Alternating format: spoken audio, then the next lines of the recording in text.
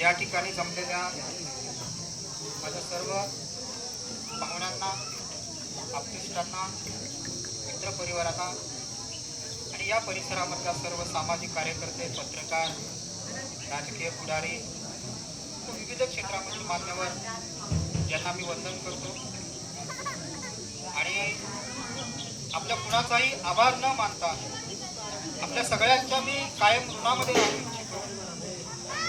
ते यासाठी की जशी माझी सुरुवात झाली, सुरुवातीचा कालखंड जो होता तेव्हापासून ते आज तागायत इथे जमलेले सर्वजण वेगवेगळ्या माध्यमातून प्रत्यक्ष अप्रत्यक्ष माझ्या आणि माझ्या कुटुंबाच्या पाठीशी आपण उभे राहिलात, सहकार्य केलं, मार्गदर्शन केलं. त्यामुळे मी कुणाचाही आभार न मानता आपल्या सगळ्यांच्या ऋणामध्ये राहू इच्छितो. दुसरा महत्वाचा मुद्दा असा की हा जो विवाह पद्धतीचा तुमच्या मनामध्ये चाललेला गोंधळ आहे तो आमच्या विशेषतः माझ्या संदर्भामध्ये अनेकांच्या मनामध्ये संभ्रमावस्था असते, ती आहे, भविष्यातही असेल. पण या निमित्ताने 2-3 मुद्दे मी क्लिअर करतो की विवाह पद्धती हा माणसाच्या आयुष्यामधला एक महत्वाचा संस्कार मूल्य आहे, तो एक महत्वाचा संस्कार आहे.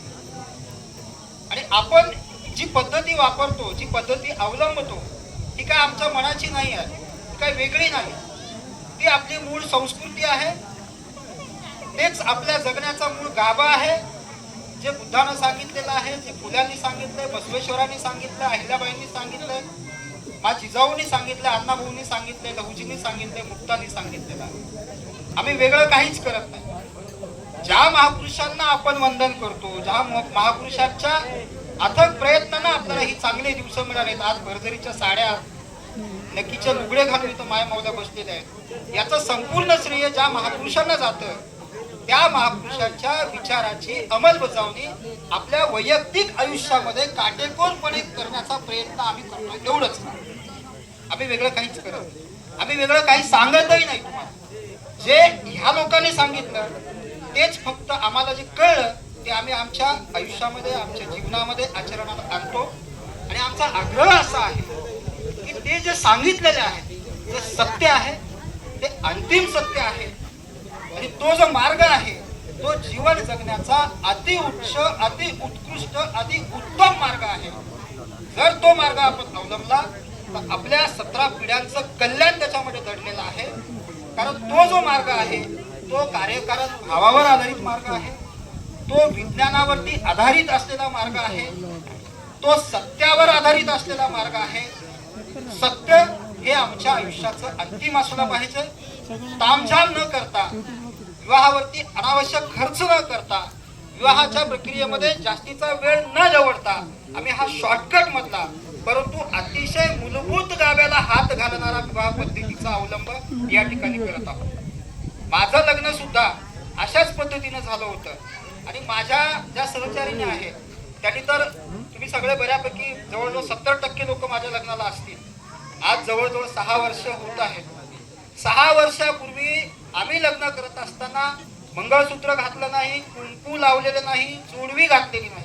आमचं काहीही बिघडलेलं नाही, आमचं काहीही नुकसान झालेलं नाही, आमच्यामध्ये कसलेही वाद झालेले नाही. अगदी सुखी समाधानानं अति चांगलं जीवन आम्ही जगत आहोत. सांगायचं तात्पर्य असा की ह्या ज्या पारंपरिक पद्धती आहेत ज्याच्यामध्ये आपण जखडून बसलेलो आहोत, त्याच्यामध्ये आपण अडकून पडलेलो आहोत, त्या आपल्याला तोडाव्या, त्या आपल्याला सोडाव्या लागतील. त्या यासाठी सोडाव्या लागतील, तुमचं आयुष्य असंच गेलेलं आहे. पण तुम्हाला जर तुमच्या पुढच्या पिढीचं आयुष्य तुमच्यापेक्षा चांगलं व्हावं असं वाटत असेल तर काही जुन्या पद्धती, ज्या जुन्या पद्धती अविवेकावरती आधारित आहेत, अतर्कावरती आधारित आहेत, अवैज्ञानिक स्वरूपाच्या आहेत, अविचारी आहेत, जे विज्ञानाला धरून नाहीत, ज्या निसर्गाला धरून नाहीत, अशा पद्धती आपल्याला सोडाव्या लागतील. अशा पद्धती आपल्याला फेकून द्याव्या लागतील, तरच आपला उद्धार आहे. आणि तो उद्धाराचा जो मार्ग आहे तो बुद्धानं सांगितला.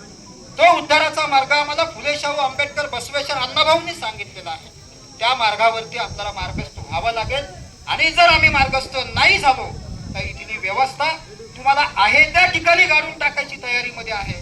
जर ती व्यवस्था तुम्हाला टिकवायची नसेल, ती व्यवस्था उलटून टाकायची असेल, फुले आंबेडकरांच्या स्वप्नातलं समताधिष्ठित राज्य निर्माण करायचं असेल, फुले आंबेडकरांच्या स्वप्नामध्ये कुटुंब पद्धती तुम्हाला डेव्हलप करायची असेल, तर तुम्हाला या वेगळ्या पद्धतीचा अवलंब करणं अत्यावश्यक आहे. विज्ञानावर आधारित असणाऱ्या विचारांची अंमलबजावणी करणं, प्रत्यक्ष आयुष्यामध्ये ते जगणं, केवळ आयुष्यातच नव्हे तर कुटुंबाच्या अंतर्गत गाभ्यामध्ये सुद्धा त्या विचारांचं रुजवणूक झाली पाहिजे, त्याची अंमलबजावणी झाली पाहिजे आणि ते प्रत्यक्ष अंमलात आले पाहिजेत, ना की केवळ स्टेजवर बोलण्यापुरतं किंवा बाहेर सांगण्यापुरतं. असं न करता प्रत्यक्ष आपल्या वैयक्तिक जीवनामध्ये कुटुंबाच्या अंतर्गत गाभ्यामध्ये फुले आंबेडकर रुजला पाहिजे, स्त्रियांचा सन्मान रुजला पाहिजे, मोठ्यांचा सन्मान रुजला पाहिजे, बुद्धाचा विज्ञानवादी मार्ग रुजला पाहिजे, बसवेश्वरांचा समतेचा संदेश इथं रुजला पाहिजे.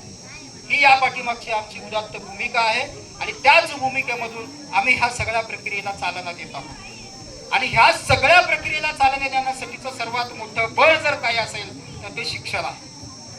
आमच्याकडे काहीच नव्हतं. माझे आई वडील फळे बांधत होते, माझ्या मिसेसचे आई वडील भाजीपाला विकत होते.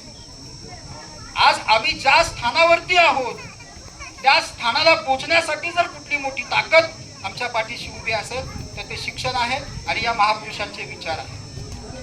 त्यामुळे माता भगिनींनो आणि बांधवांनो, आम्हाला या जुन्या जळमटीमधनं बाहेर पडावं लागेल, विज्ञानावर आधारित मार्गाचा अवलंब करावा लागेल, आपल्या लेकरांना शिकवावं लागेल. नुसतं शिकवून चालत नाही, त्यांच्यामध्ये सामाजिक भान रुजवावं लागेल, कौटुंबिक एकता निर्माण करावी लागेल. कुटुंबामधला जो आत्मसन्मानाचा भाग आहे